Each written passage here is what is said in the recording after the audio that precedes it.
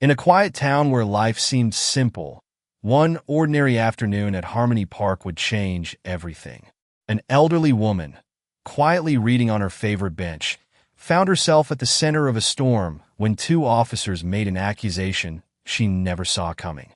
What unfolded next was a test of courage, compassion, and unity, one that would not only challenge a community but inspire a movement.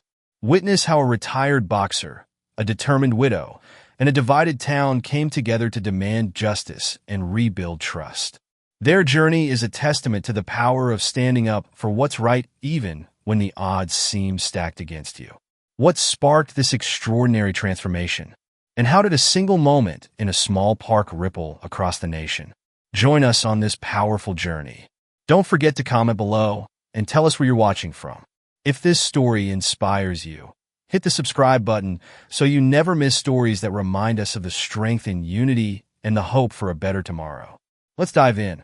The air was crisp and tinged with the smell of damp leaves, a telltale sign that autumn had fully settled over the small town of Maplewood. Harmony Park, a sprawling green space at the heart of the community, lived up to its name on most days. Mothers pushed strollers along the cobblestone paths, retirees played chess under the gazebo, and children shrieked with laughter as they raced down slides and swung from monkey bars. For Lila Harper, Harmony Park was her haven. At 68, Lila had settled into the quiet rhythm of retirement. She lived alone in the same modest two-bedroom home she had shared with her husband, Richard, for over 30 years. It had been 2 years since his passing, but the ache of his absence still lingered, like a song that refused to leave her head. Every afternoon, Lila walked to the park with a well-worn paperback tucked under her arm. Her favorite bench, positioned beneath a towering oak tree, offered the perfect vantage point to enjoy the scenery while losing herself in the pages of a book. Today was no different. As she flipped the pages, of their eyes were watching God. She felt the familiar peace settle over her, a brief reprieve from the noisy world. But Harmony Park was about to live up to its name in a way Lila never expected. Across the park, Ryan Bell adjusted the laces of his running shoes and leaned forward to stretch his hamstrings. At 39, Ryan had traded the bright lights of the boxing ring for the quiet streets of Maplewood, a town that barely remembered his days as a heavyweight contender. That was just fine by him. Ryan came to Harmony Park almost daily, running laps or working out at the fitness stations scattered along the trail. For him, the park was more than a place to exercise, it was a sanctuary. His days in the ring had been brutal, both physically and emotionally. The cheers of the crowd had once fueled him, but the constant pressure to perform, coupled with the racial prejudice he often faced, had drained him of his love for the sport. Now, Ryan dedicated himself to mentoring troubled youth at the Maplewood Community Center. His weekly boxing classes were about more than teaching punches and footwork. They were about resilience, discipline, and finding strength in adversity. Still, Ryan carried the weight of his past. The scars, both visible and hidden, reminded him of the fight that never truly ended. Maplewood was a study in contradictions. On the surface, it was the quintessential small American town, complete with picket fences, quaint diners, and a close-knit community. But beneath its charming facade, tensions simmered. The town's police force had long been a point of contention. Some residents praised the officers for their diligence, while others whispered about incidents of bias and overreach that were rarely addressed publicly. Harmony Park, though a beloved gathering place, was not immune to these undercurrents. On any given day, groups of teens lingered near the basketball courts, wary of police patrols. Elderly residents often traded stories about minor injustices, like being questioned for loitering during their morning walks. Despite this, the park remained a microcosm of hope. It was the one place where the lines dividing the town's residents seemed to blur, at least for a little while. Lila noticed Ryan before he noticed her.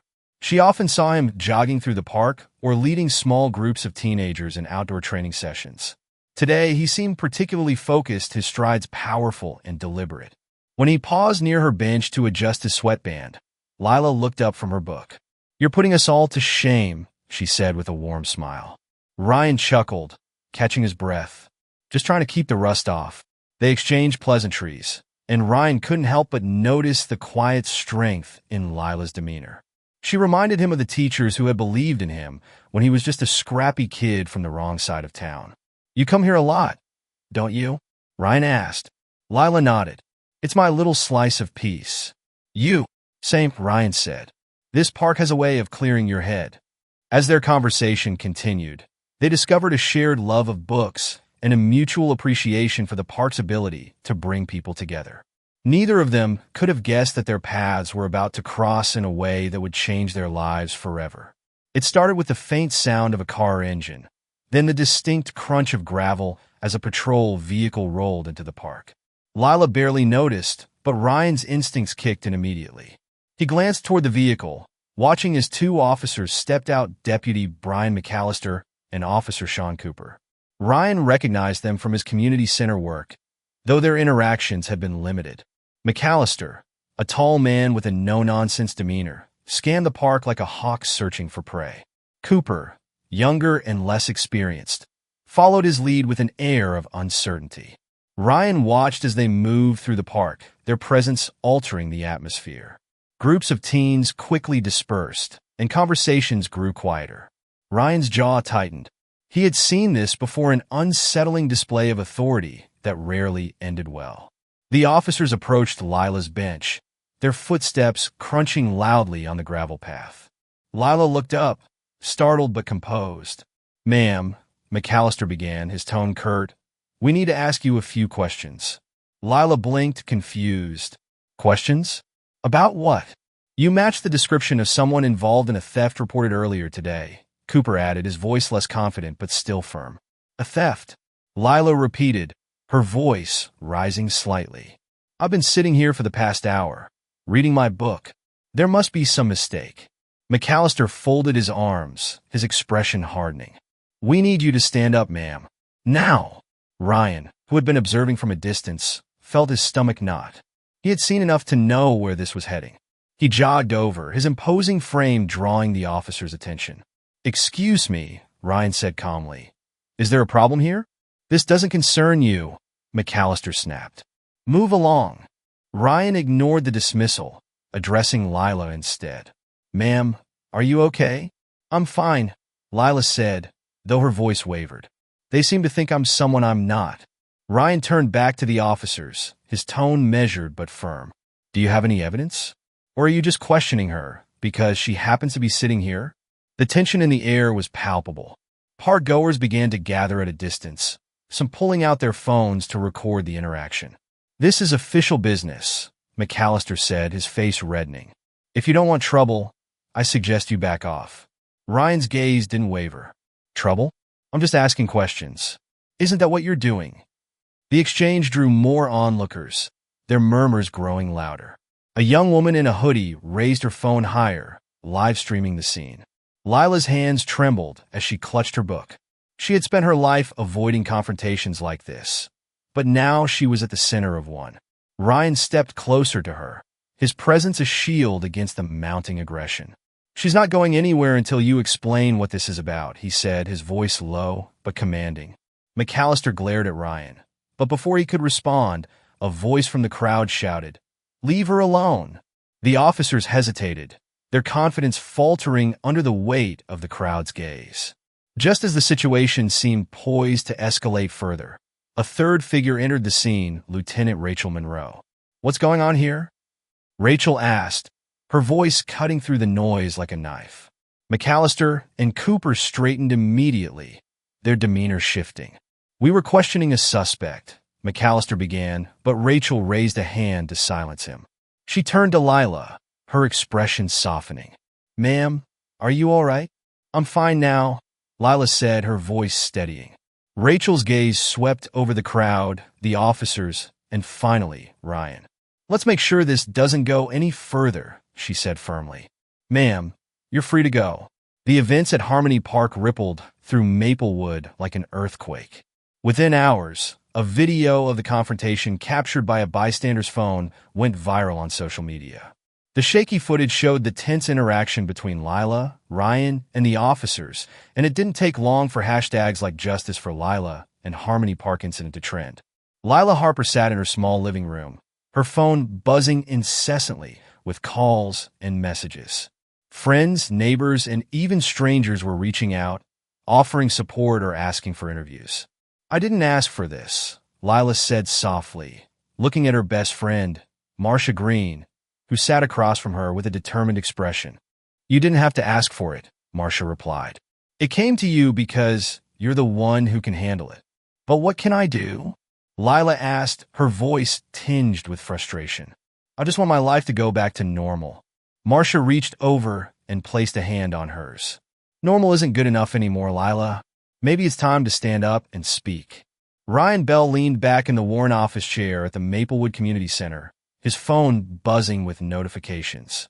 The viral video had thrust him into the spotlight, but instead of celebrating, Ryan felt the weight of responsibility pressing down on him. One of the messages caught his attention. "Coach Bell, you're an inspiration. Thanks for standing up for us." It was from Troy, one of the teens in his boxing mentorship program. Troy had been arrested the year before for trespassing, a charge Ryan suspected had more to do with his skin color than his actions. Ryan exhaled deeply, closing his eyes. Memories of his own brushes with authority resurfaced, each one a reminder of the injustice he'd endured and the fight that still lay ahead. Lieutenant Rachel Monroe stood at the podium in the Maplewood Police Department's small press room. Cameras flashed, and reporters called out questions, but Rachel held up a hand for silence. "We are aware of the incident that occurred in Harmony Park," she began. "The department has launched a full investigation into the conduct of Deputies McAllister and Cooper. I want to assure the public that we take these matters very seriously." In the back of the room, Officer James Carson, one of the younger members of the force, listened intently. He had joined the department with the hope of bridging the gap between law enforcement and the community, but moments like this made him question if that goal was achievable. Maplewood's residents were split. At the corner diner, conversations about the incident grew heated. "Those officers were just doing their job," said Frank Simmons, a local contractor. "If you're not guilty, you've got nothing to worry about."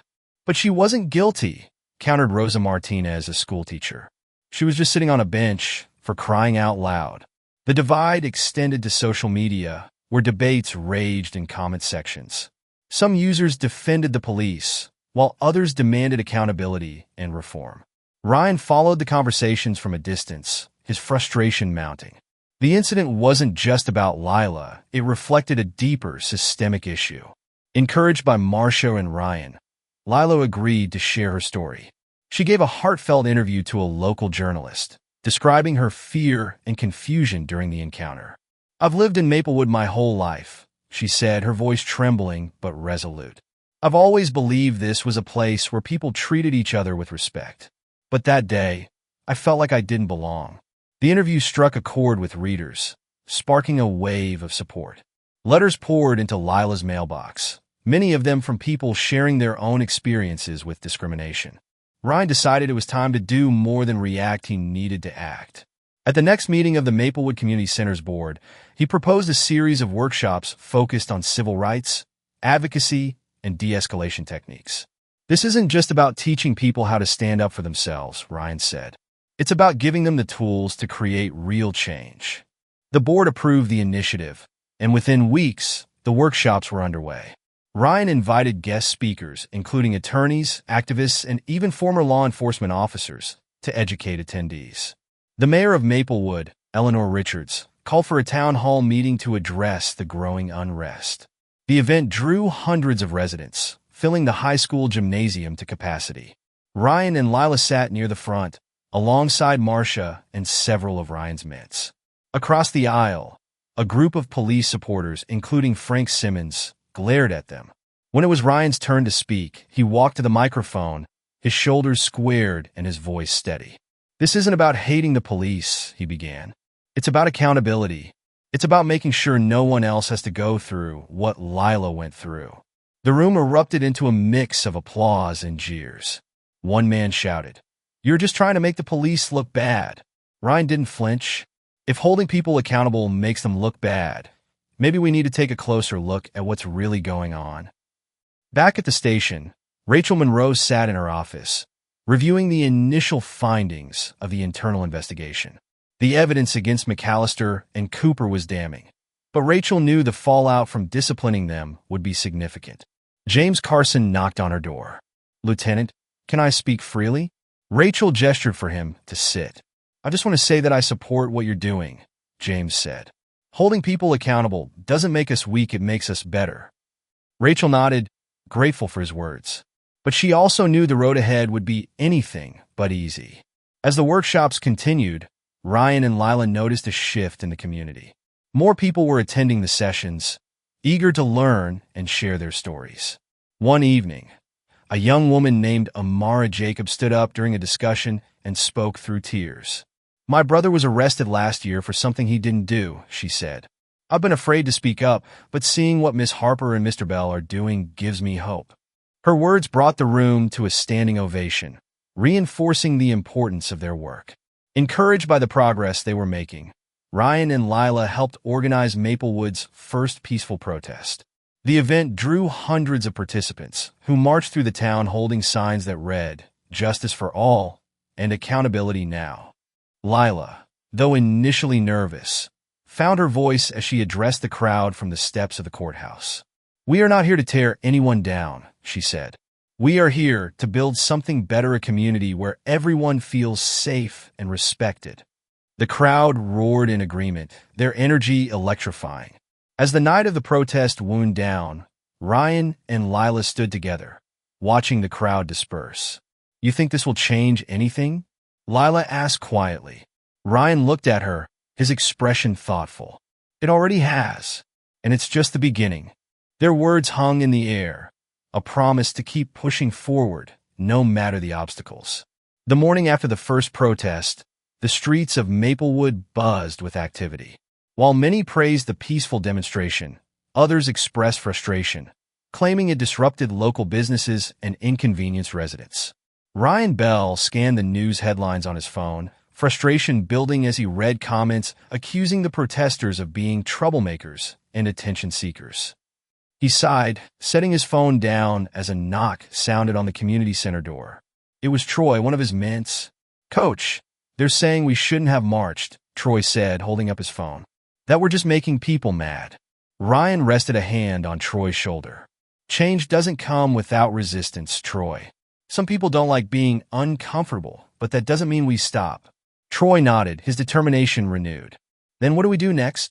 "Keep going," Ryan said, "and make sure they can't ignore us." Lieutenant Rachel Monroe sat in a meeting with the town council, defending the police department's internal investigation. Mayor Eleanor Richards, flanked by council members, grilled Rachel on her leadership. "Why is this taking so long?" one council member asked. "Because thorough investigations take time," Rachel replied firmly. "We're gathering evidence to ensure the right actions are taken." Another council member frowned. "And what about the department's reputation? People are saying we've lost control." Rachel took a deep breath, steadying herself. "This isn't about optics. It's about accountability. If we don't address these issues properly, we'll lose something far more important than reputation. We'll lose trust." Her words hung in the air, a challenge to the council to prioritize justice over appearances. A week later, the Maplewood Gazette published an editorial criticizing the police department's handling of the Harmony Park incident. The piece, titled "Accountability Delayed is Justice Denied," cited the lack of updates on the investigation as evidence of systemic inaction. The article ignited a new wave of anger. Protesters gathered outside the police station, chanting for transparency and reform. Among them were Ryan and Lila, holding signs and leading calls for change. Inside the station, Rachel watched from a window, her jaw tight. She knew the pressure was mounting, but she refused to rush the process. "Lieutenant," James Carson knocked on her office door.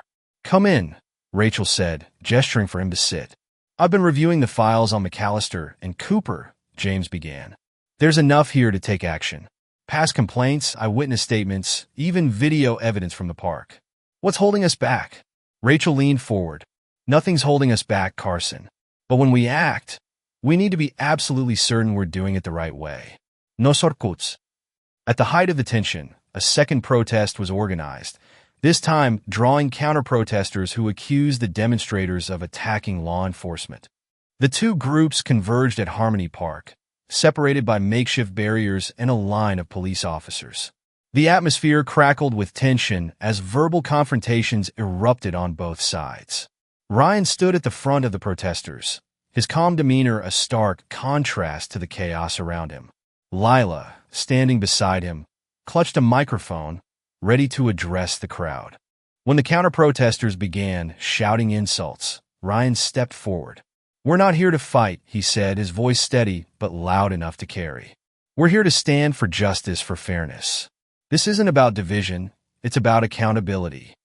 Lila took the microphone, her voice trembling but resolute. "We all deserve to live in a community where everyone is treated with respect. No one should feel afraid because of who they are or where they come from." Her words drew cheers from the protesters and, surprisingly, a few nods from the counter-protesters. For a brief moment, the tension eased, replaced by the faint hope of understanding. The next day, Rachel called a press conference to announce the findings of the internal investigation.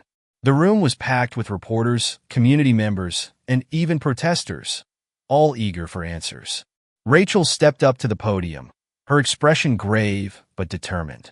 "After a thorough investigation, we have concluded that Deputies Brian McAllister and Sean Cooper violated departmental policies, including improper conduct and misuse of authority. Effective immediately, they are suspended without pay, pending further disciplinary actions." The room erupted with mixed reactions. Some applauded, others shouted for more severe consequences, but Rachel stood firm. "We are committed to rebuilding trust with the community," she continued. "This is the first step in a broader effort to ensure accountability and transparency." In the crowd, Ryan and Lila exchanged a glance. It wasn't a complete victory, but it was a start. The suspension of McAllister and Cooper sparked a wave of relief among protesters, but it also fueled new debates. Some argued the punishment wasn't harsh enough, while others saw it as a sign of progress. Ryan and Lila used the moment to call for continued action. At a community meeting, Ryan addressed a packed room of residents, activists, and local leaders. "This isn't just about two officers," he said. "It's about a system that allowed their behavior to go unchecked. We need more than suspensions, we need lasting change." Lila added, "We can't stop now. We've come too far to turn back. Let's work together to make Maplewood the place we can all be proud of." Their words galvanized the room, igniting a renewed sense of purpose. In the weeks that followed, Ryan and Lila organized workshops to bridge the divide between residents and law enforcement. Officers like James Carson participated, engaging in honest conversations about bias, accountability, and the role of police in the community. At one workshop, a young woman named Amara Jacobs shared her story of being wrongfully detained. Her testimony was met with empathy and a promise from Carson to ensure better training for his fellow officers. The workshops became a cornerstone of the movement, fostering understanding and laying the groundwork for meaningful reform. 1 month after the press conference, a rally was held at Harmony Park to celebrate the progress made and to call for continued action. Standing on the stage, Lila addressed the crowd, her voice filled with conviction. "This isn't just my story, it's our story. It's about standing up, speaking out, and refusing to accept injustice. Together, we've proven that change is possible." Ryan followed, his tone both passionate and hopeful. "We're not done yet, but today we celebrate how far we've come. And tomorrow, we keep fighting for fairness, for respect, for each other."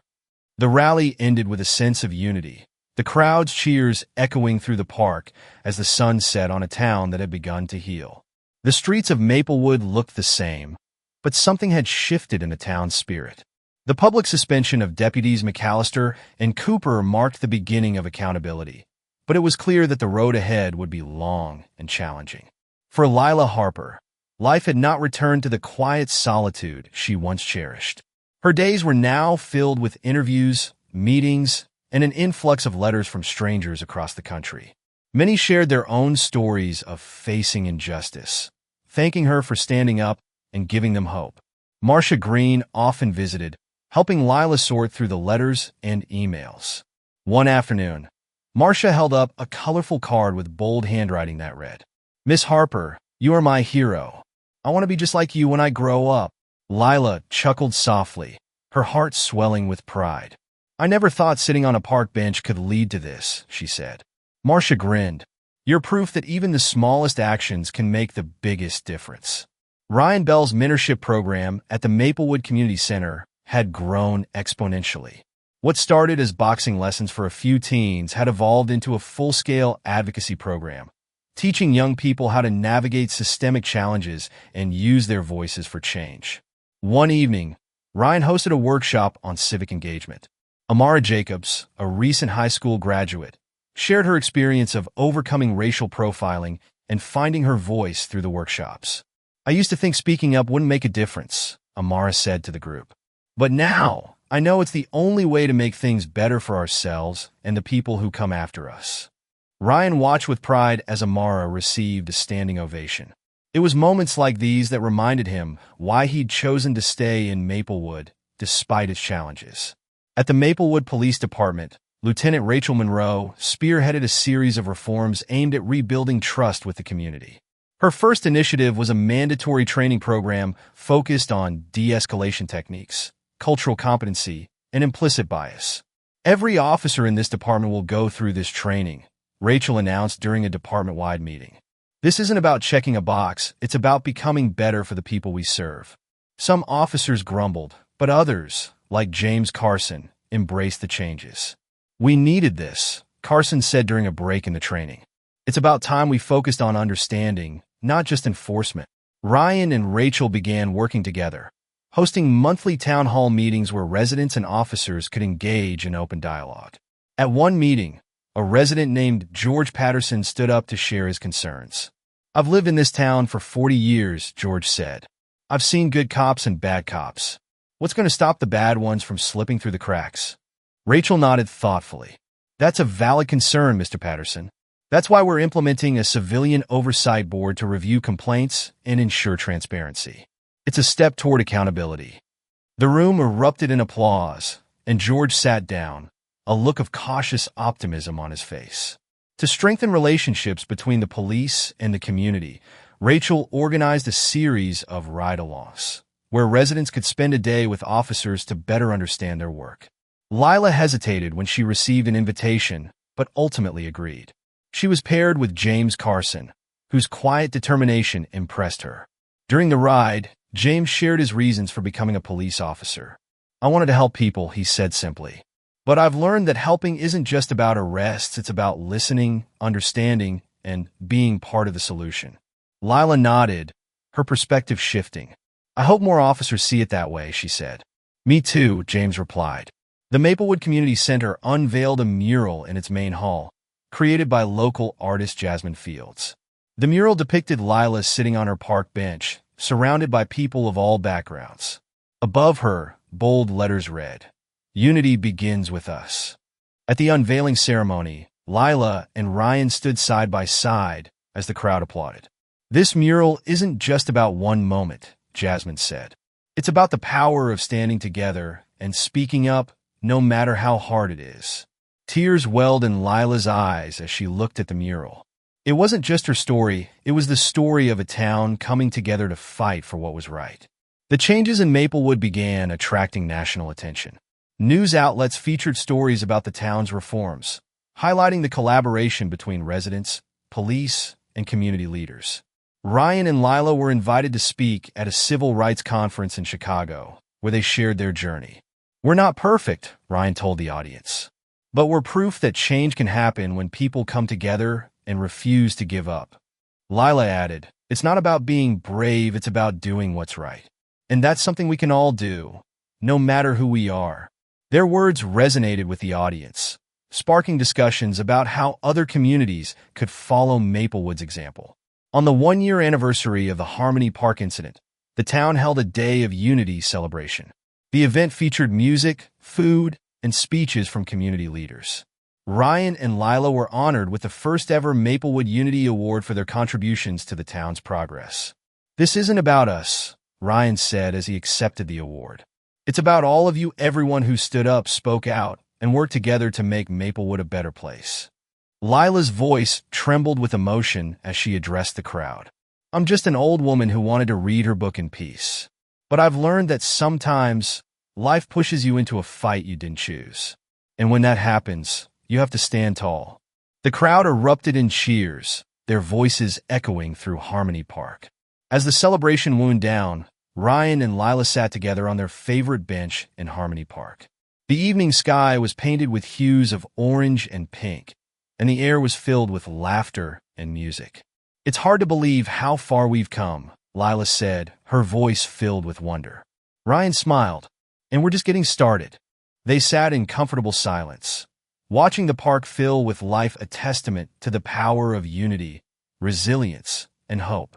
The reforms in Maplewood sparked conversations in neighboring towns, where residents began organizing their own town halls and workshops. Local newspapers dubbed Maplewood a blueprint for justice, a term that caught national attention. Lila Harper found herself invited to speak at events across the region. At one such event in Cedarville, she addressed a packed auditorium, her voice steady and clear. "I never thought I'd be standing here," she began. "But I've learned that change doesn't happen because we wait for it. It happens because ordinary people decide they've had enough." Her words were met with a standing ovation, and afterward, a young woman approached her with tears in her eyes. "Miss Harper," the woman said, "because of you, I finally have the courage to speak up." Lila clasped the woman's hands, her heart full. "That's all I could ever hope for," she said. Ryan Bell's mentorship program continued to thrive, with more teens enrolling each month. He expanded the program to include workshops on civic engagement, public speaking, and conflict resolution. One evening, Ryan held a debate night where participants discussed the role of law enforcement in the community. Troy, one of his earliest ments, stood at the podium, his voice confident and persuasive. "We're not here to tear down the system," Troy said. "We're here to build it into something better, something that works for everyone." The audience erupted in applause, and Ryan couldn't hide his pride. Watching Troy grow into a leader was a reminder of why he dedicated himself to this work. Lieutenant Rachel Monroe's reforms within the Maplewood Police Department were yielding measurable results. Complaints about misconduct had decreased, and community police relations were steadily improving. Rachel held a meeting with her officers to reflect on their progress. "We've come a long way," she said, addressing the group. "But we can't get complacent. Change isn't a destination, it's a process." James Carson, now a sergeant, spoke up. "Lieutenant, I just want to say thank you. You've shown us what real leadership looks like." Rachel nodded, her expression both grateful and determined. "This department belongs to the people we serve. Let's keep showing them they can trust us." The changes in Maplewood inspired national discussions about police reform, with activists and policymakers citing the town as an example of community-led progress. Ryan and Lila were invited to a panel discussion in Washington, D.C., alongside other advocates for justice. During the panel, Ryan shared his perspective. Change isn't about pointing fingers. It's about asking, what can we do better? And then doing the hard work to make it happen. Lila added, "Every community has its challenges. But if we listen to each other, really listen, we can find solutions that work for everyone." Their words resonated with the audience, sparking applause and a renewed commitment to reform. Just as Maplewood was settling into its new normal, a neighboring town faced a similar incident involving law enforcement. A video surfaced showing an officer detaining a teenager with excessive force, reigniting debates about systemic bias. Ryan and Lila immediately reached out to Cedarville's community leaders, offering their support. Together, they organized a rally and a series of workshops to address the issue and push for change. At the rally, Ryan stood before a crowd of hundreds, his voice ringing with conviction. "This isn't just about one town or one person. It's about all of us standing together and saying, enough is enough." The crowd roared in agreement, their energy fueling the fight for justice in Cedarville. The work in Cedarville marked the beginning of a broader movement. Communities across the country began adopting Maplewood's model, with residents leading the charge for transparency, accountability, and collaboration. Lila received an email from a community leader in Kansas who wrote, Miss Harper, your story has inspired us to take action in our own town. Thank you for showing us that change is possible. Reading the message, Lila felt a swell of pride. What had started as a personal fight for justice had become a catalyst for change far beyond Maplewood. Ryan and Lila worked together to establish the Harper Bell Foundation, a nonprofit organization dedicated to promoting community advocacy and police reform. The foundation hosted workshops, funded scholarships for aspiring activists, and provided resources for towns seeking to implement similar reforms. At the foundation's launch event, Ryan addressed the crowd, his voice filled with emotion. "This foundation is about more than justice," he said. "It's about hopes. Hope for a future where everyone is treated with dignity and respect." Lila added, "We may not see all the changes we hope for in our lifetime, but that doesn't mean we stop fighting. It means we keep planting the seeds." Despite their busy schedules, Ryan and Lila made time for reflection. For Ryan, mentoring youth and working with community leaders had given him a renewed sense of purpose. One evening, he visited Harmony Park alone, sitting on the bench where everything had started. As he watched the sunset, he thought about the journey that had brought him here and the work that still lay ahead. Lila, too, found herself at the park, writing the final chapter of her memoir. The book, titled A Bench in the Park, A Journey to Justice, was set to be published later that year. To celebrate the progress they had made, Maplewood hosted its second annual Day of Unity. The event drew residents from across the region, as well as leaders from Cedarville and other towns inspired by Maplewood's example. The highlight of the event was a speech by Amara Jacobs, one of Ryan's mates. "Maplewood taught me that change starts with us," Amara said, her voice steady and confident. "And because of this community, I believe we can create a better world."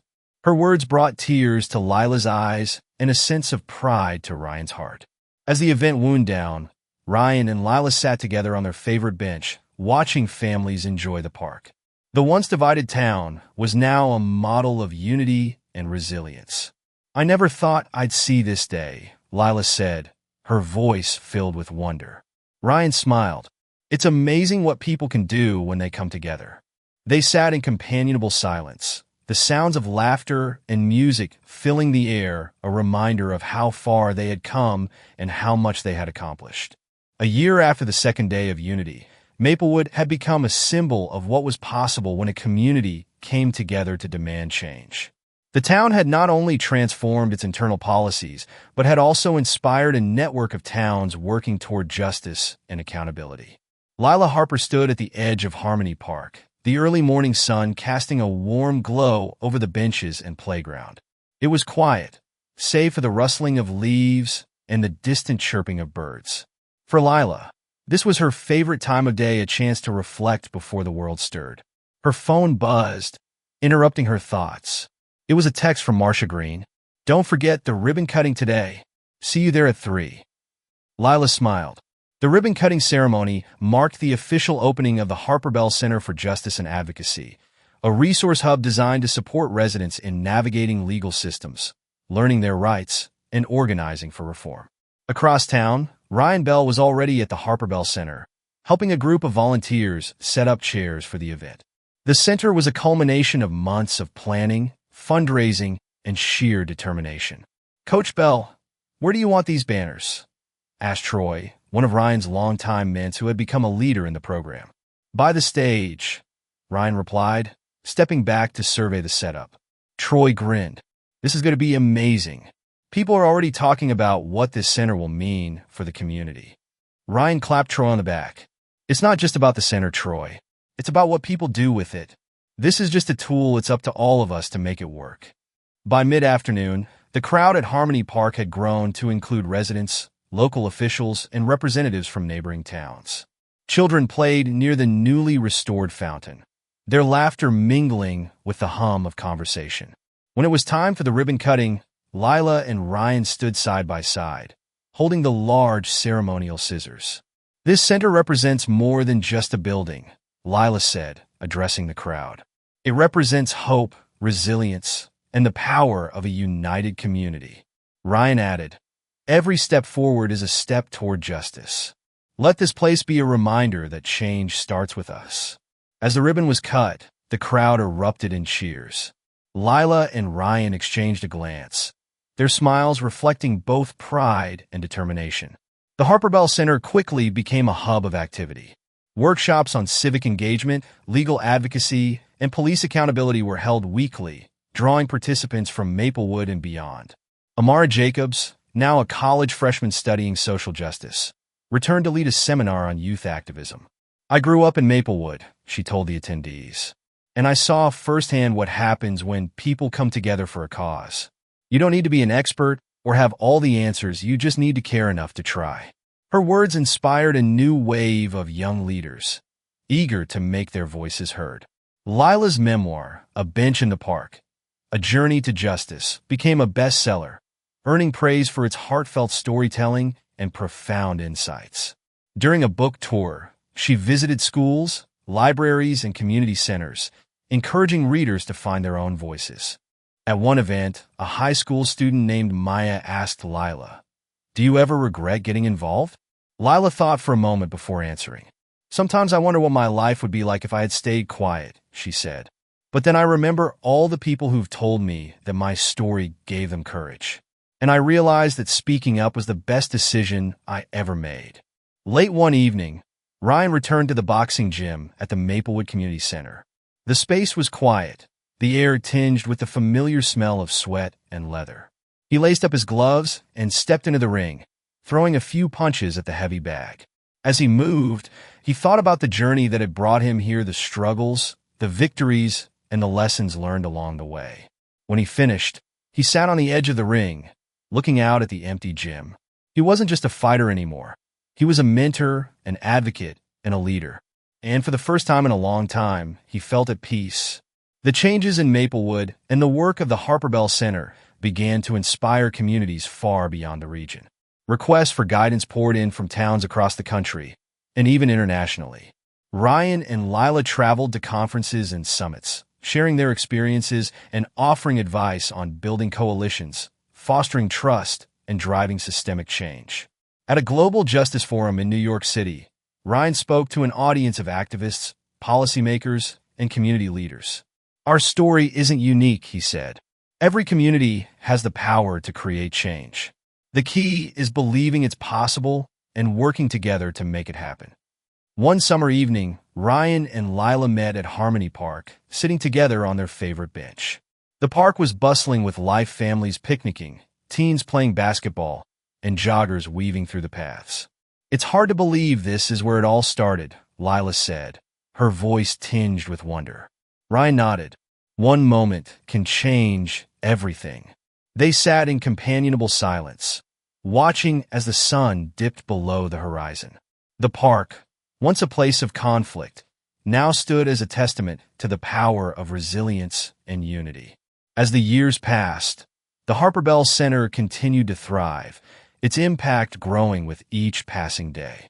Lila and Ryan, though no longer in the spotlight, remained pillars of the community, their work inspiring a new generation of leaders. At the 10-year anniversary of the Harmony Park incident, a plaque was installed at the base of the oak tree near Lila's favorite bench. It read, "In honor of those who stand for justice and unity. May their courage inspire us all." As Lila and Ryan stood before the plaque, surrounded by friends and neighbors, they felt a profound sense of gratitude. Their journey had not been easy, but it had been worth every step. Troy Jackson, once a shy teenager hesitant to speak up, now stood confidently in front of a group of high school students at the Maplewood Community Center. At 20 years old, he had become a peer mentor, teaching workshops on advocacy and self-confidence. "5 years ago, I wouldn't have been caught dead speaking in front of a crowd," Troy said, his tone light but sincere. "I thought no one would care about what I had to say. But Coach Bell helped me see that my voice matters, and so does yours." The students leaned in, captivated by Troy's story. One girl, Maya, raised her hand. "But what if people don't listen?" "They might not at first," Troy replied. "But you keep speaking. You keep pushing. Eventually, someone will listen, and that's when change begins." After the workshop, Maya stayed behind to thank Troy personally. "I want to be like you someday," she said, her voice soft but full of determination. Troy smiled. You already are. Just keep going. Amara Jacobs, now in her second year at college, had taken her passion for justice to new heights. She started a campus organization called Voices for Change, dedicated to addressing systemic inequalities and empowering young people to act. One day, Amara called Ryan to share some exciting news. Coach Bell, guess what? She said, practically bouncing through the phone. Our group just got approval to host a regional youth summit on justice and advocacy. That's incredible, Amara, Ryan replied, pride evident in his voice. What's your theme? The power of one voice, Amara said. It's inspired by you and Miss Harper. We're going to invite speakers, hold workshops, and give students a platform to share their stories. Ryan chuckled. You're doing exactly what we hoped for, Amara leading the way for the next generation. Sergeant James Carson had become a prominent advocate for reform within the Maplewood Police Department. He led training sessions on cultural competency and de-escalation, using his own journey as an example of growth and accountability. During one session, an officer named Lisa Cruz raised a question. Sergeant, how do we rebuild trust when so much damage has been done? James paused, choosing his words carefully. Trust isn't something we can demand, it's something we have to earn. That means showing up, admitting when we're wrong, and being consistent in our actions. It's not easy, but it's worth it. After the session, Lisa approached James. I used to think these trainings were just for show, she admitted. But seeing how much you've changed, it gives me hope. James nodded. Change starts with each of us. Let's keep moving forward together. Marcia Green, Lila's best friend and steadfast supporter, found her own calling through the movement. She began hosting book clubs and discussion groups at the local library, using literature to spark conversations about justice and empathy. One evening, Marcia led a discussion on The Fire Next Time by James Baldwin. The group included people of all ages and backgrounds, and the conversation was lively and thought-provoking. An older man named Howard Briggs, who had initially been skeptical of the discussions, spoke up. I've lived through a lot, Howard said, but listening to everyone here tonight, it reminds me that there's always room to grow. Marcia beamed. That's why we're here, Howard, to learn from each other and keep pushing for a better world. Inspired by Troy's mentorship, Maya decided to address an issue at her high school, the lack of representation in the curriculum. With the support of her peers, Maya organized a petition to include more diverse voices in the school's history and literature classes. She presented the petition at a school board meeting, her hands trembling as she spoke. Our curriculum should reflect all of us, Maya said. When we see ourselves in the stories we learn, it gives us the power to write our own.